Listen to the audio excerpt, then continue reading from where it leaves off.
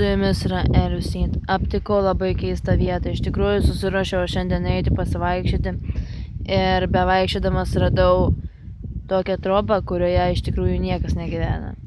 Tai yra tuščia ir yra vienas tik tai gyvas gyvastis, tai yra šuo, kurį vėliau taip pat parodysiu. Kol kas einu apžiūrėti, kas čia dar yra. Tai kopėčios, kurios šitame name keliauja į viršų ir neaišku, kurios baigėsi. Du keistus dalykus, panašius kaip į kažkokie tai ratai ar kažkas tai panašaus. Dabar aš jums parodysiu, kas gera yra tualete.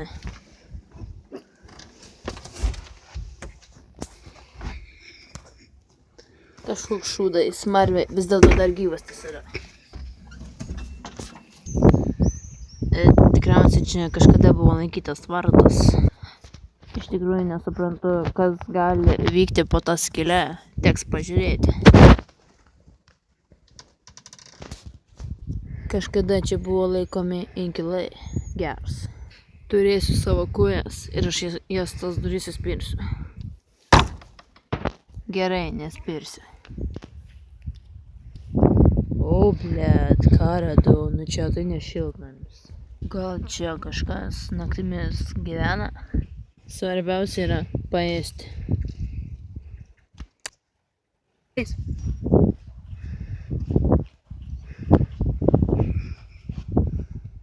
Lauksite antros dalies.